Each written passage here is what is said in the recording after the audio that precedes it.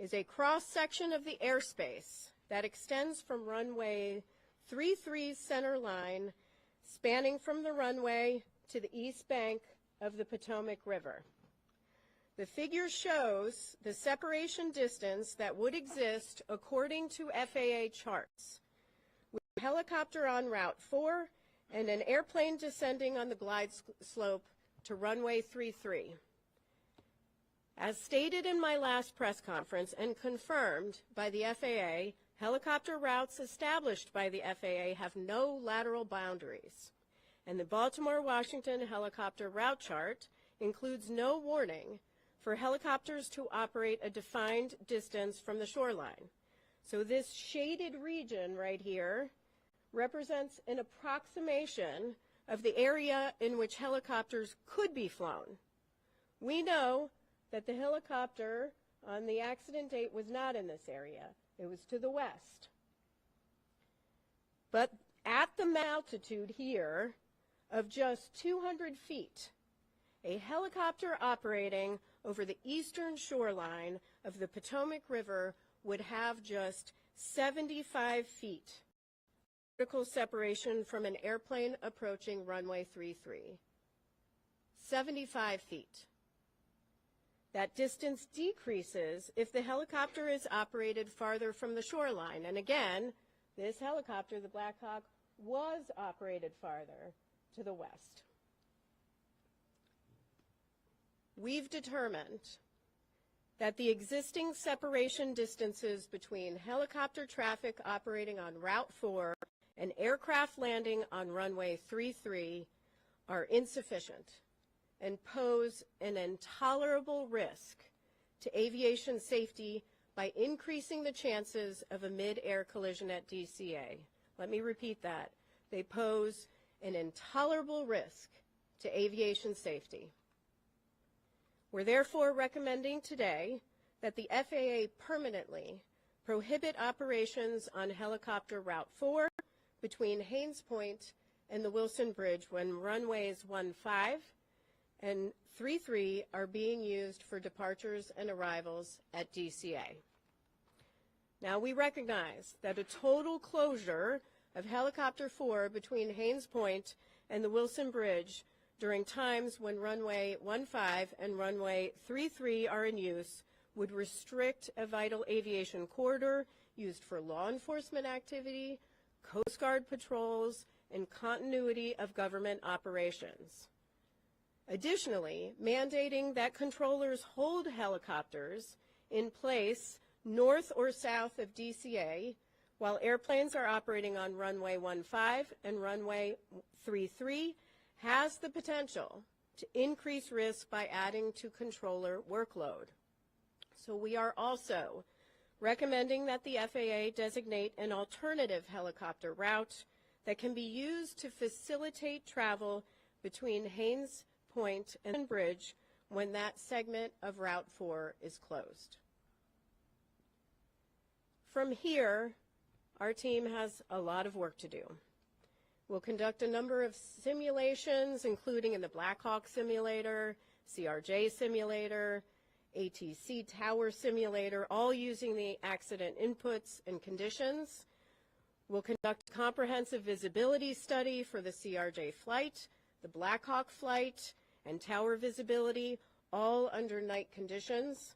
We will conduct additional interviews in helicopter operations and in air traffic control, and the team will continue to examine the radio altimeters, the barometric altimeters, and additional electronics. With that, I will take questions. Please raise your hand. I will call on you. Please state your name and your affiliation. Yes, sir. Tom Rousey with ABC7 here in D.C. So it sounds like you're saying the way this was done for years, every day was presenting an intolerable risk. Is that a correct characterization? Yes, that is a correct characterization. There's a serious safety issue here, which is why we're issuing these urgent safety recommendations. Fortunately, and I am pleased that Secretary Duffy took immediate action. Now we need to see a more permanent solution. Now that said, the alternate, you're recommending an alternate route. Wouldn't that take it over homes and potentially create battles there? That is something that the FAA has to look at as part of designating that route, which is why we're not prescribing a particular route. That is something they'll have to look at. Next question.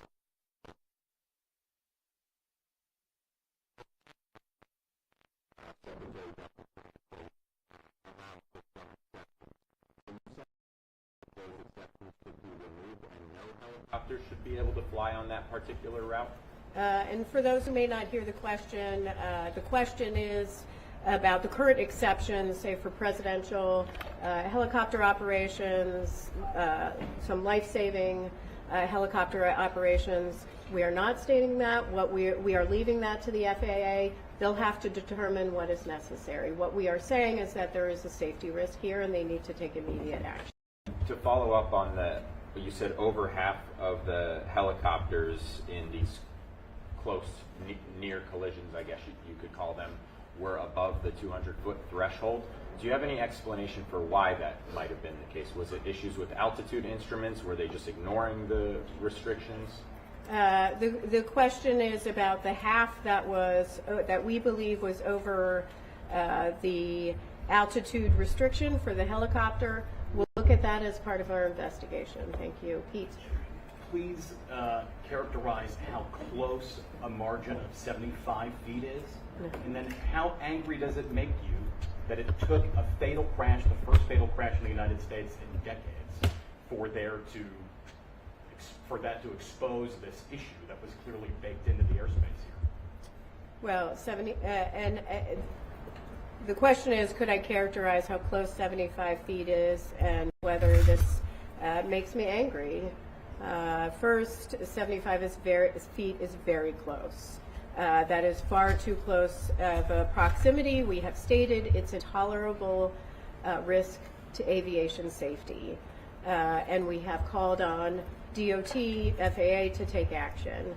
With respect to how angry it makes me, it does make me angry, but it also makes me feel incredibly devastated for families that are grieving because they lost loved ones. It shouldn't take a tragedy like this to occur. Unfortunately, one did, and so we are calling on action, but there clearly were indicators where safety trending could have occurred. Fortunately, we have a secretary in place that is taking safety very seriously, but it shouldn't take a tragedy to require immediate action. Would you call this an oversight, given the proximity of the glide path and the helicopter route? The question is whether I would call this an oversight. I would call it, I mean, it's stronger than an oversight, right?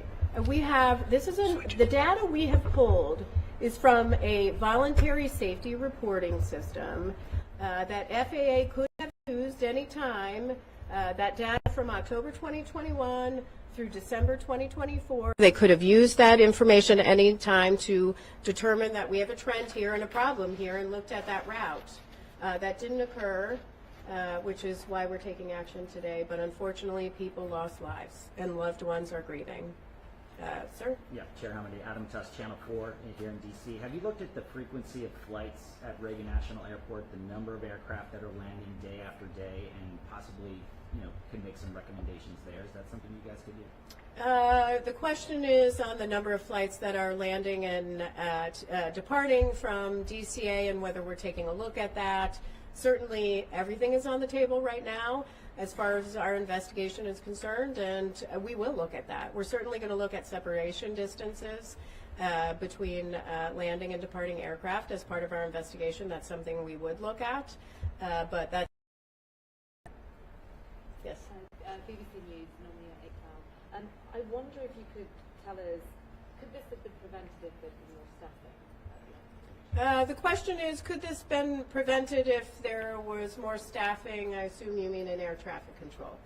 That is part of our investigation and is part of the analysis phase of our investigation. Right now we are collecting facts on air traffic control. In our preliminary report today, we will mention that there were 5 controllers on position.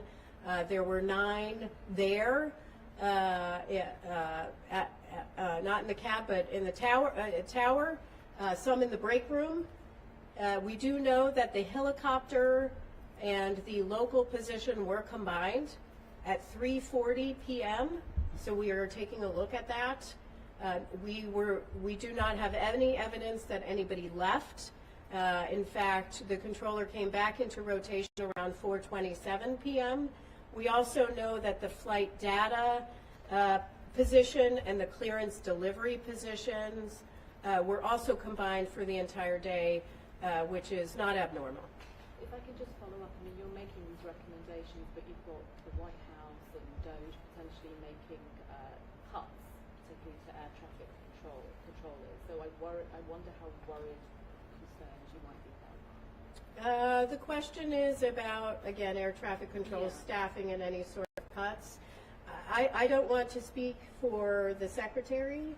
I believe they have a hiring exemption for air traffic controllers. I see his posts on X daily calling for people to apply for air traffic controller positions, so they are actively hiring. And so, that is something he is doing right now. Hi, Will Guys, Black Beer Firm.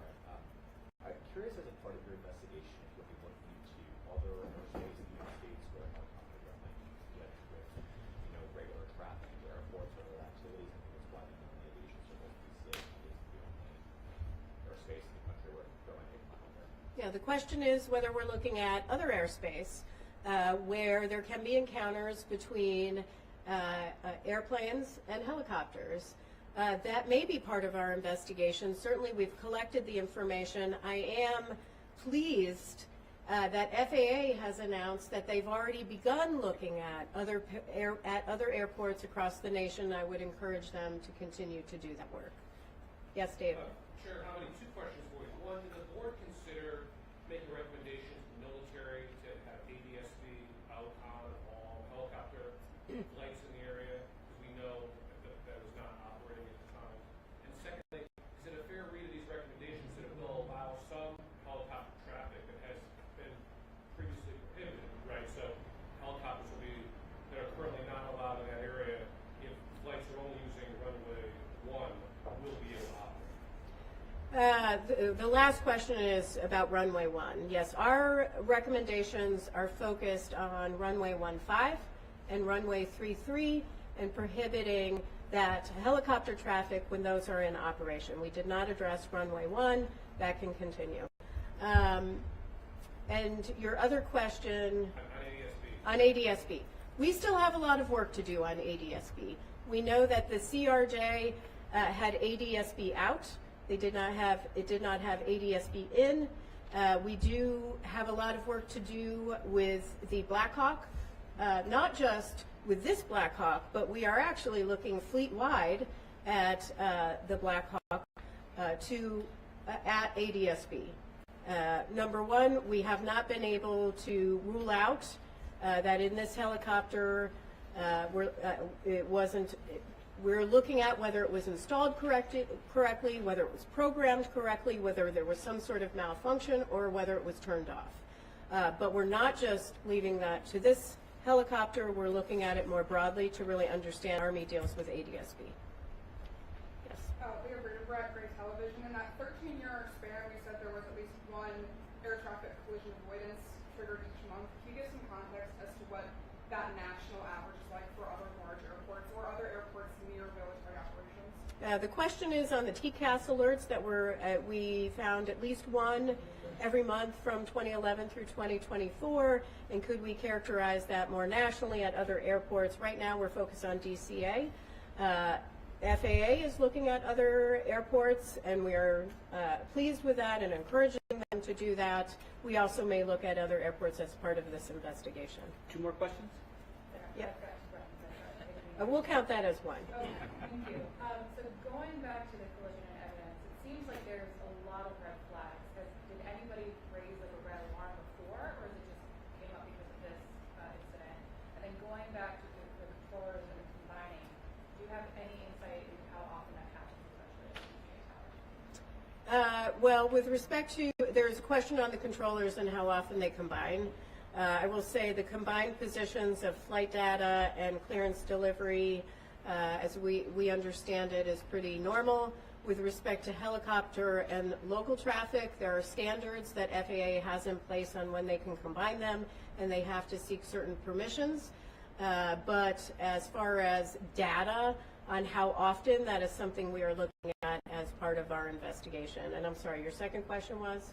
Oh, going back to the 1 a month, that type of thing. Oh. Did anybody raise an alarm, or did it just come up because we did the deep dive? Regarding, did anyone raise alarm regarding the TCAS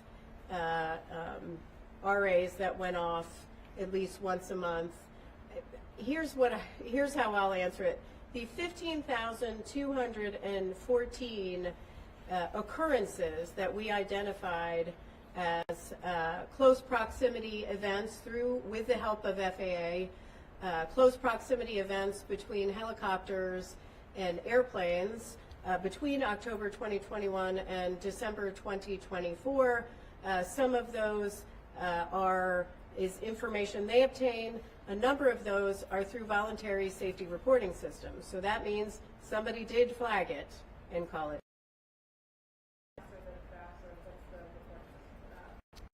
Well, ASAP reporting system? Yeah, it's the ASAP reporting system. Next question. Yeah.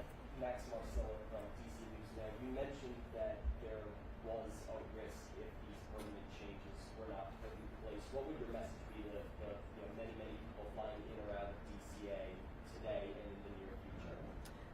Well, today, though, with the exception, the question is, what is my message for people flying in and out of DCA? I assume you mean about safety? Yes. I just flew with my daughter out of DCA on a CRJ with PSA Airlines. Aviation is incredibly safe. DCA is where I always fly out of. I say often that your biggest risk is in your personal vehicle when you're going to and from the airport. Aviation is safe. However, there are safety issues and areas where we need to improve to make sure that we are at zero. And so that is the role of the NTSB in investigating. This is why we issue urgency recommendations. Thank you very much. Thank you very much. To continue to monitor this investigation, please check ntsb.gov. Thank you.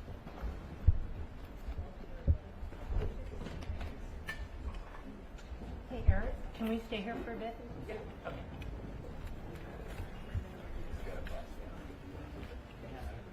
We all set up?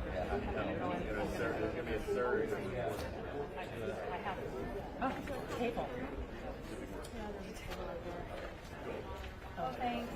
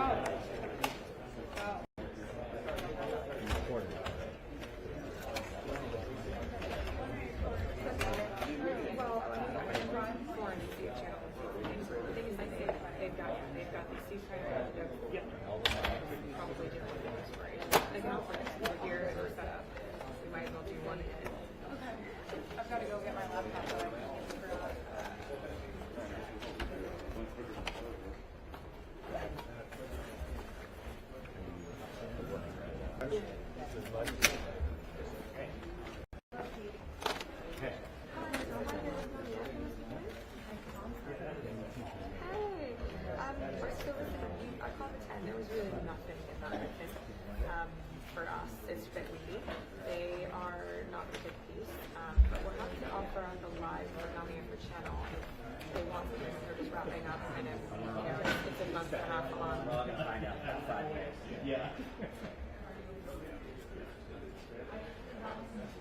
Okay, sounds good. Thank you.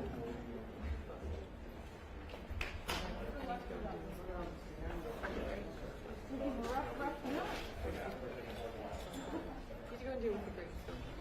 Get back to you. It makes you feel any better.